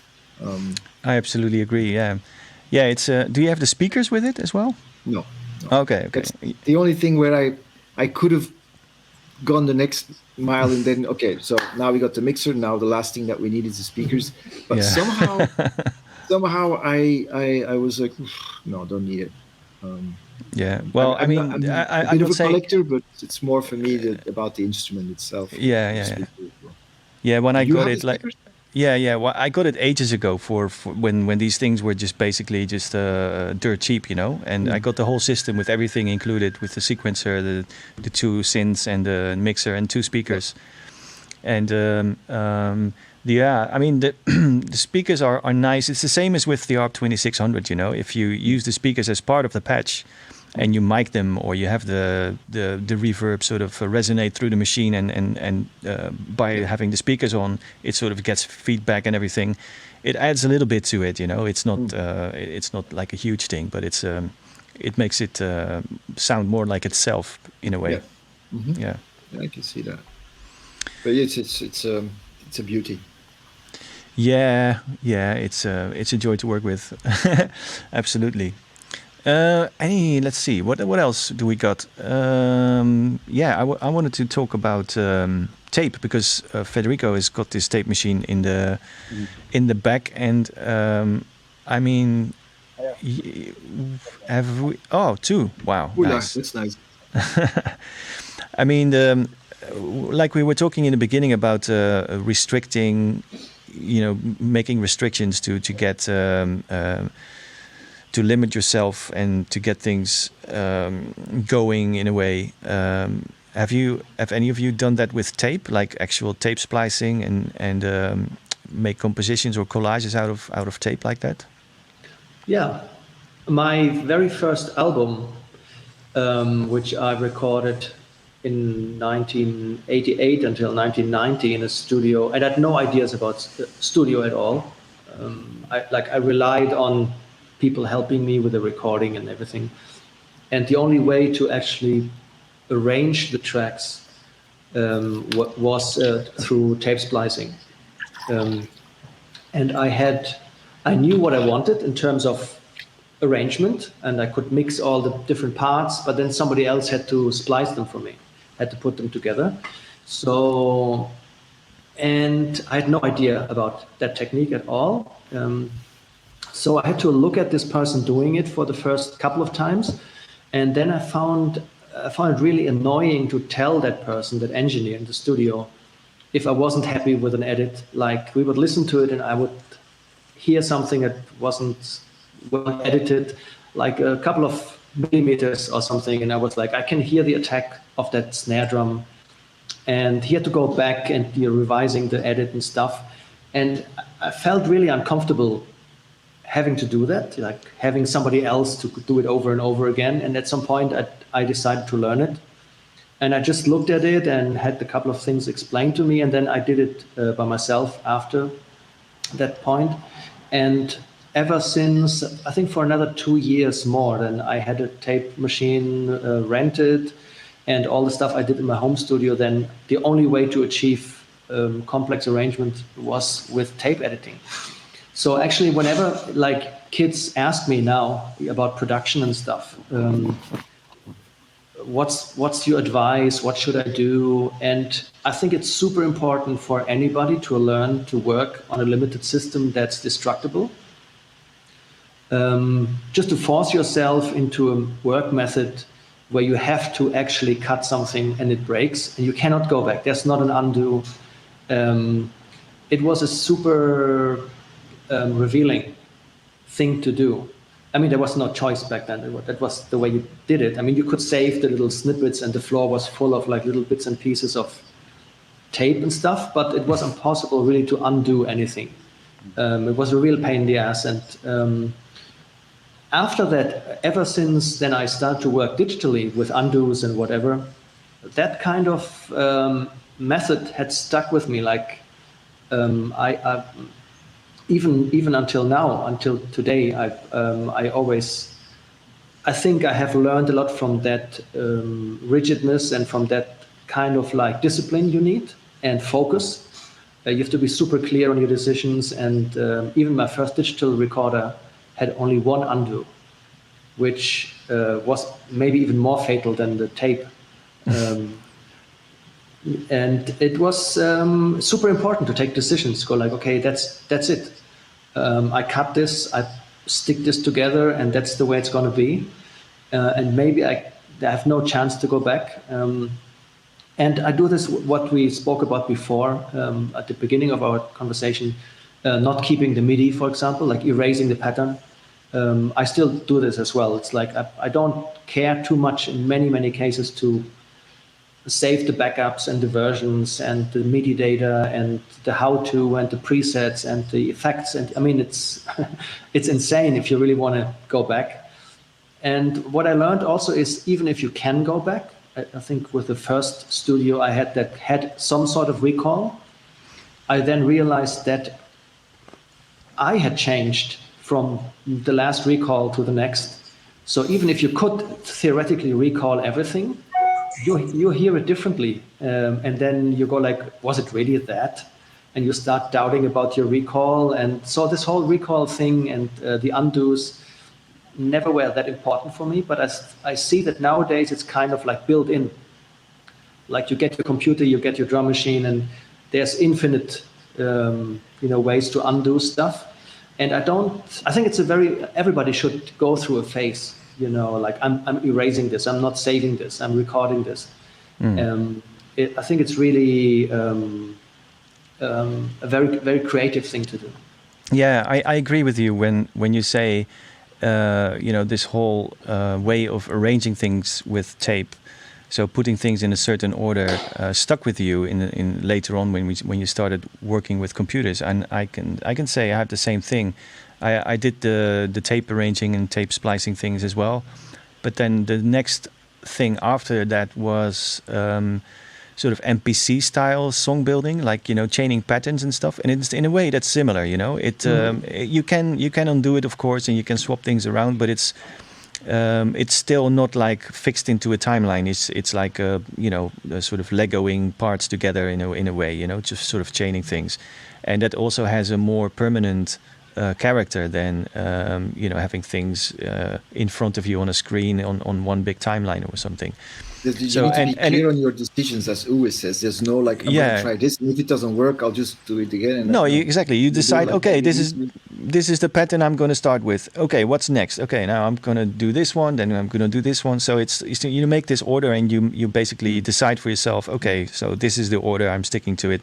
And even if you can go back, I found myself when I was using that kind of sequence method, I never really did go back. It was like, okay, you make every step of the process as a conscious decision, and you stick with it, and that's it. And it never changes. So it's also a form of commitment, and Totally. and it definitely stuck with me even now, because now I'm totally not scared to chop out like 10 minutes of a jam and just say goodbye to it forever.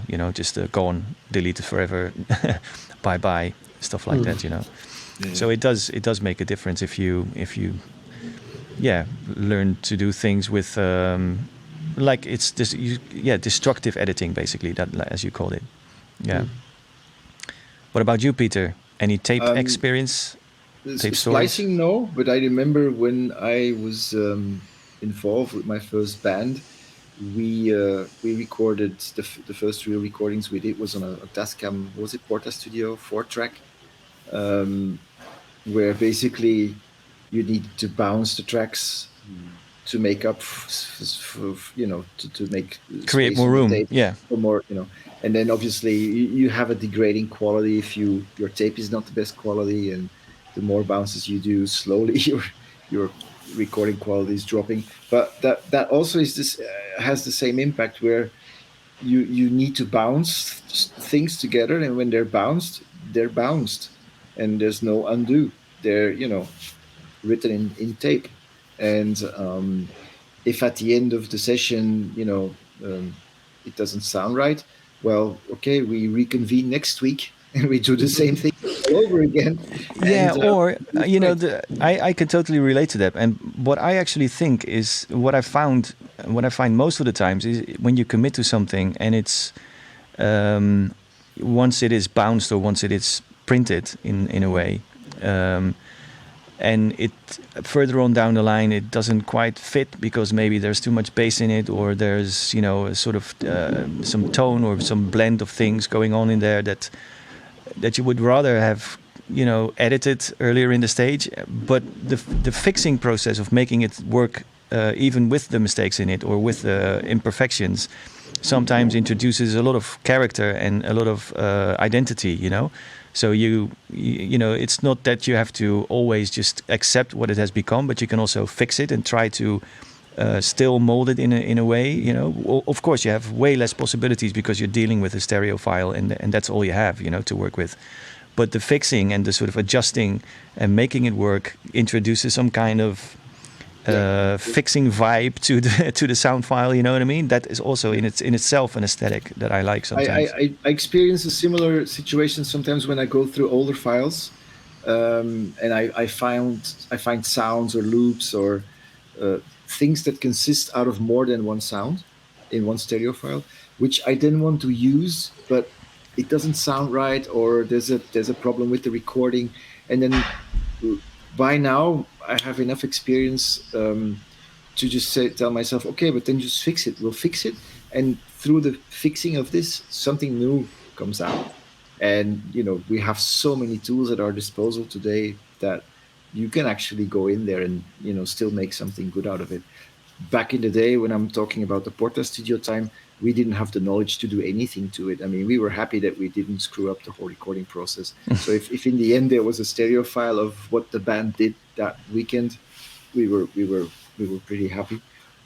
It's only later that I realized that working with that technology does teach you certain values or techniques, which I'm still using today. As I think all four of us have a similar view on how that impacts our current workflow and process. Yeah, I mean the thing is, talking about stuff like this to people who are, who ask questions about production techniques and stuff like that. I mean, I would dare to say that all of us are half of the time not arriving at the perfect spot, in the process, and often are, just fixing things or doing things to, to sort of get in the area or in the ballpark of where we want it, but we never arrive at the perfect spot. And at some point, you have to kind of accept it, and move on. I mean, and then it's pretty pointless to ask the question, how exactly did you get there? Because that's not really, you can explain, but it's what is the value in that, I mean, one thing I would like to add is that I always try to push it as far as I can go.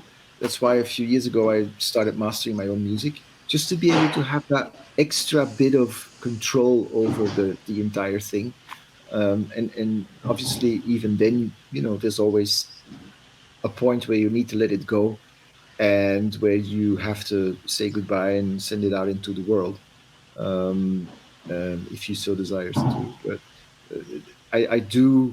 I'm in that aspect quite a big control freak. So I really try to go as far as I can, just to get everything right, before I then face up to the thing that always is in front of you, where you need to say, look, now you have to let it go. It's done. Bye. Ciao. Yeah. It's a good moment to be able to do I mean, doing it as good as possible as you can in the moment. And then I think the magical thing is that through the process itself of making something, you become somebody else who transcends the very thing you have just done. So by definition, you must become kind of frustrated by the very thing you just made. I mean, it's kind of like, otherwise you wouldn't be able to progress, which is kind of like the idea, at least for me. So it's kind of like the so-called frustration, or I think it's kind of built in and necessary. It's just a question of, I don't know, personal obsession maybe. And in my case, I think I'm very happy always with something like for a week. Like I did the best I could to something or with something, and like I don't let go, and I really, go deep. And then you get tired of it and you get annoyed of it, and then there's the point where you have to let it go, where you go like, okay, I can't say anything more to that. I did really the best I could. And then I enjoy it like for a week, and then after that I'm going like, oh shit. I always call that moment that I'm temporarily satisfied. That's usually the best you can get. Yeah, that's. Yeah. But it's also if you're lucky, It's also not a problem. I mean, if you're like, when I just started and this happened to me for the first time, I thought it was much more serious. I thought I had committed like a really big mistake with something. And then you get better and better. And after a while, you're like, I think, pretty good at something. So you're pretty sure that you've really done the best you could at the time being. And then what comes afterwards, kind of like, that it's going to happen, and it's not such a problem anymore. It's even kind of interesting to see what you suddenly then hear, like after 2 or 3 weeks, suddenly you hear something completely different, and you go like, wow, how could I have done that? It's completely wrong. For some reason I have done it. I don't really completely understand myself back then. It's also because you distance yourself from yourself, which is all super exciting, especially if you look, briefly mentioned earlier in the discussion was that word or the definition of what's a good track. Like, are you happy when you're in the flow and you come up with a good track? I totally gave up on really judging upon what a good track, when something worked or didn't work. It's just completely fuzzy for me. Like one is not the best judge of one's own music. No. And I have had very different reactions to my own stuff. The very same track in different time distances. I listen to the same stuff after 2 weeks, after 1 year, after 5 years, after 7 years, and I have completely different opinions about it. Between like really loving it and really hating it, or not understanding it at all. And so I realized that there's almost no objective for oneself, almost no objective analysis of your own work. And it's much more important maybe to understand the process itself and not be so fixated on the outcome itself. I mean, it must be the fixation, of course, otherwise you wouldn't do it. But let's not forget the process itself. It's a part of the process, and it's kind of like this kind of dynamic system which you're part of. So I think the frustration is kind of like, let's call it frustration. I mean, but like the negative aspect of creation is kind of necessary. At least for me, it's like a driving force. Like your personal insufficiencies are kind of like pushing you next time to make something, to learn from it and make it better. Yeah, absolutely. It brings you automatically to the question of the ego within this whole discussion, because the not being satisfied, the not being able to judge one's own music or output, I think inevitably it always leads back to the ego, which is there and which needs to be satisfied in some way or the other. And maybe by focusing more on a process and on the interaction between different elements, so not only you as the master of everything, but you as a part of a much bigger story, then I think you will find a much more liberating way of working. That's at least what I've been trying to do, not always succeeding. But I've been thinking a lot about that. And removing that out of the equation has helped me, for instance, in dealing much better with how the outside world perceives what I do. I don't care that much anymore, to be honest. And I really had to work at that. And I only got to that point when I realized that actually this whole thing of me not being happy with my own music means that maybe I'm not happy that it's going out into the world because I feel insecure about it. Why do I feel insecure about it? Well, that leads back to your whole ego situation, because the ego needs to be pampered and needs to be told that, you're the best, you're doing really good. Once you take that out, or you try to remove a big chunk of it, you're no longer that much concerned with that output situation. And then for me, it became also easier to accept my own music and to say, look, might not be what I think it should be, but somehow, if I try to look at it from a neutral perspective, I think it's ready to go out into the world, and then let it just be. It's no longer me. It's now its own thing, and it's, it goes into the world, and people will listen to it, and they will form a relationship with it, which is sometimes completely different in a perspective sense than what I have with it. And it Oh, it's definitely always helped- different. Yeah. it definitely helped me. Well, I have people who sometimes talk to me about my music, and I'm stunned because they exactly get what I was trying to put together there. It doesn't happen so often. It rarely happens in reviews. That's why I basically took a lot of distance from reviews and criticisms. But once in a while, you meet someone who says, that what you did there, and then a little description, and you're like, "Oh, you got it." Most of the time, people interpret it in a very different way, and that's okay. That's that's part of the whole thing. But I found that by taking a step back and removing your own ego out of the equation, things become way easier in the sense of acceptance and just letting it go. Just let it go. Yeah, I mean, also- that's true. yeah. Oh, sorry, Uwe. Yeah. No, also, yes, I completely agree with you, Peter. And I would add that in my case at least, there's a second layer, which has nothing to do with the music being out there or not. Very often I review my own stuff, for me personally, without any opinion. And it surprises me how differently I perceive stuff. Always, of course, trying to have an almost like objective, neutral attitude towards it. And I really wonder, you spend weeks mixing something, and you're convinced it's like the best you can do. Yeah. And then listen to it back a month later, and it's completely different. And I'm like, what the fuck? How could that be possible? From a very objective point of view. And it has a lot to do, I try to analyze what's going on. It has a lot to do with your daily mood, maybe. Also, how focused you are, how able you are how good you hear this day, or what you hear. Sometimes your hearing focuses on different stuff. Somebody in the comments just wrote, so basically one should not identify with the music being created, more like something you witnessed happening. I think that's very correct. I mean, in a very platonic way, I've always thought that the musician is not the one who creates, it's more like the one who mediates. And if you take that approach, then the one who mediates is not that terribly important. So the whole thing about, the musician and the artist being put on a pedestal as, fantastic, the magician who creates something out of nothing, I've never really believed in that.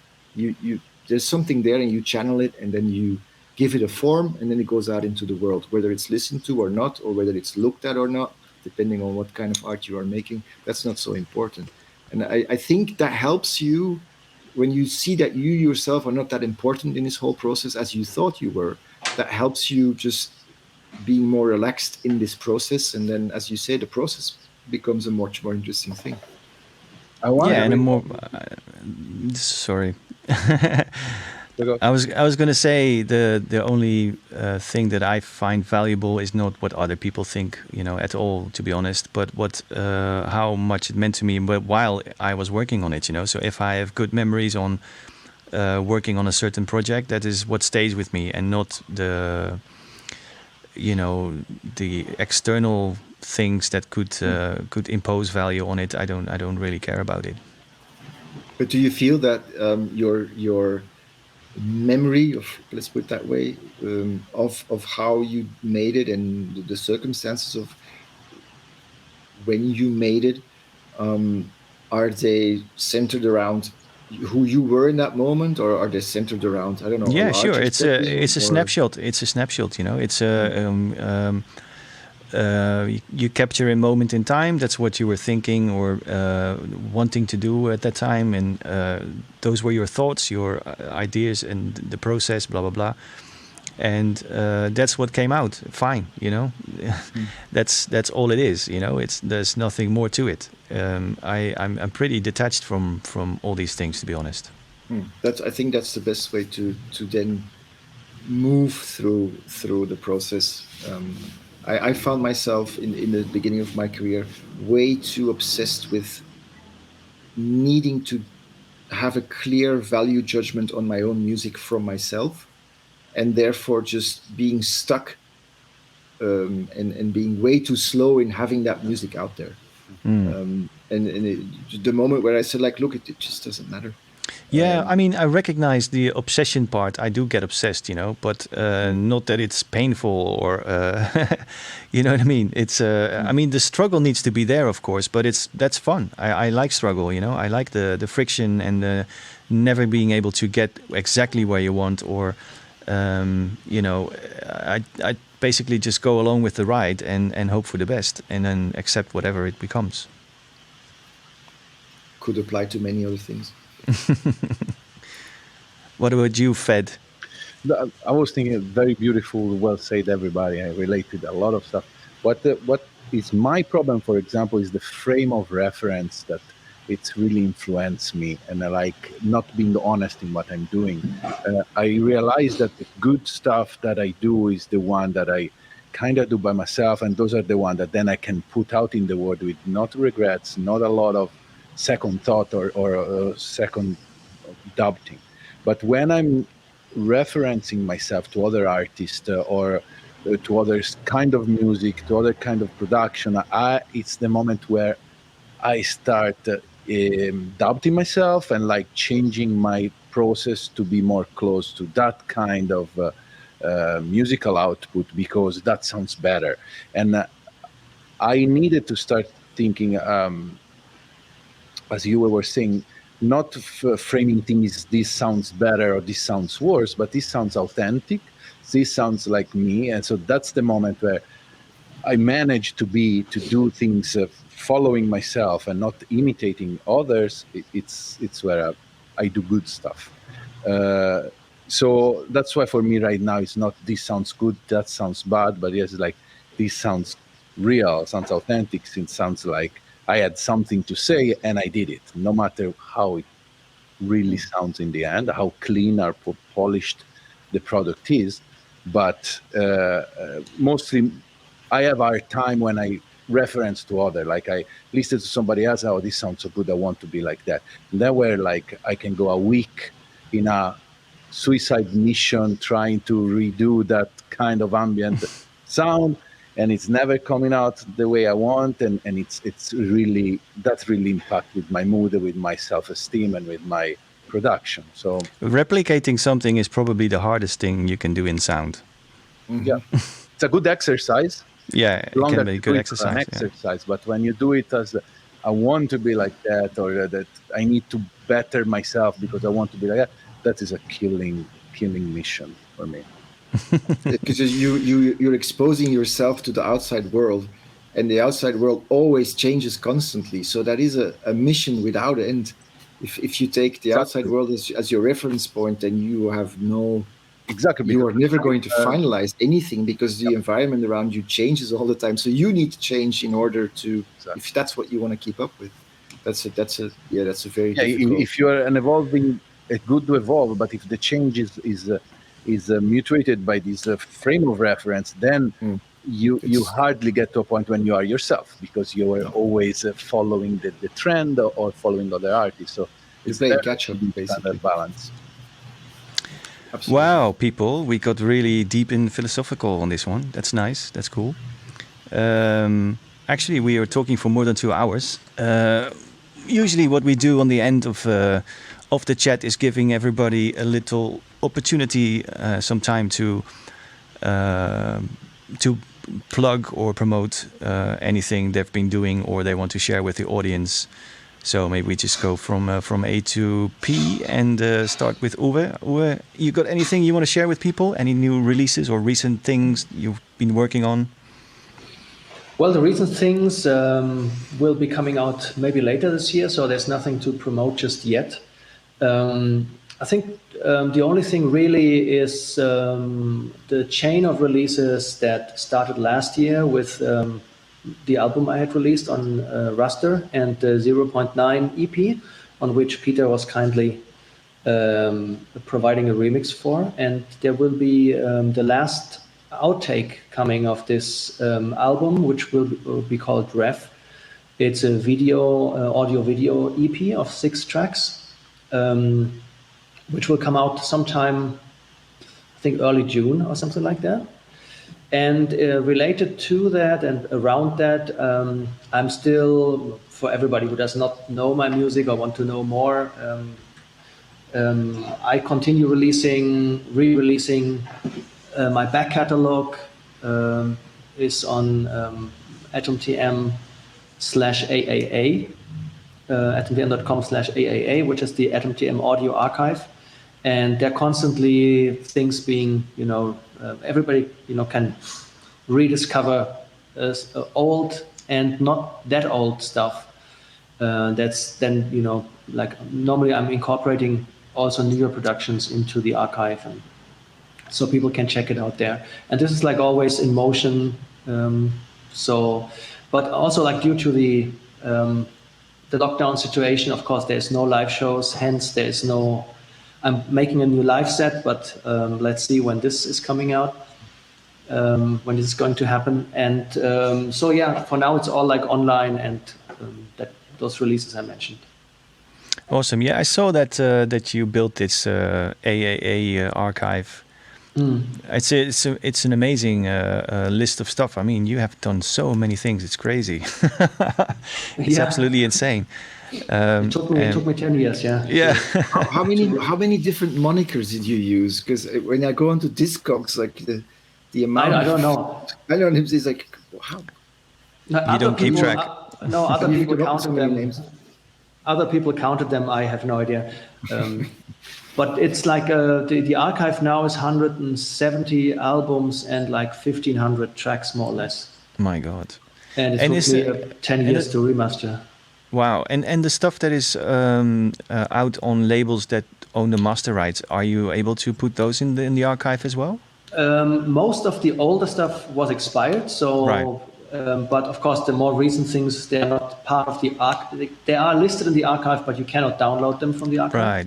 Okay. Yeah. But they're all listed. Everything is listed, just like then externally linked for the newer material, which other record companies hold the master rights to. Yeah. Well, so that's the place people should go to if they want to find out more about your music. It's an amazing project by itself, to be honest. The whole archive is crazy. I also would encourage people to check out the 0.9 release. That's an extraordinary piece as well. So thanks, Oora, for hanging out. Really nice to talk to you. Yeah, it was fun. Thank you. Yeah, absolutely. Oora, anything? You've got a new EP, right? Like a recent one? Yes, I have last week one EP come out. It's called Cadenza. It's a full improvised thing, a 40-minute session. So that's on Spotify, and you can check it out there. Plus, I'm doing a weekly streaming, and every Wednesday I release on YouTube improvisation or performance. It's gonna be at 5:30, so in an hour, on my page. And that's and then I do busy day. Yeah, good timing. Exactly.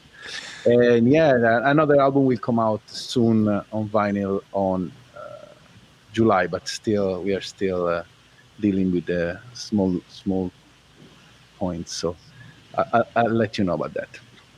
Awesome. Cool, man. Thanks for hanging out again. Thanks, and a pleasure.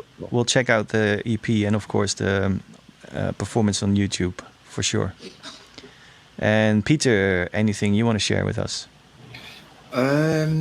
Last release was out March, I think, so not so long ago, on Time to Express.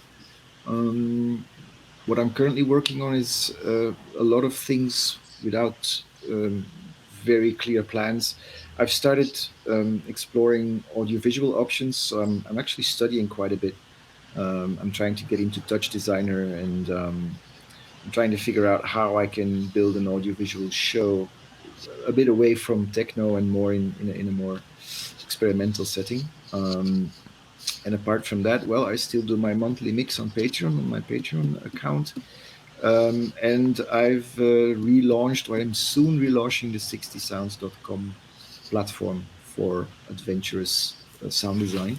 And apart from that, well, as Oora also said, not too many live shows right now. So yeah, if people want to know about me, they can go to petervanhoesen.com. It's all there. I think Sander is already looking things up in the background and posting things to the chat. So cool. Well, thanks, Peter. Really nice speaking to you. Yeah, I think the only thing I want to mention is the Discord server where all the nerds hang out. And if one of you wants to take a look there, you're welcome to join. And we also have a Patreon page, so you can support the project or get sound kits, sound banks and stuff like that. Or masterclasses, so have a look there. The link should be in the description or in the chat. So yeah, that was great. Thanks for joining. Thanks again. Jochem. And thanks for the people on Twitch to stick with us. And I'll see everybody next week. Ciao, ciao. Bye, bye.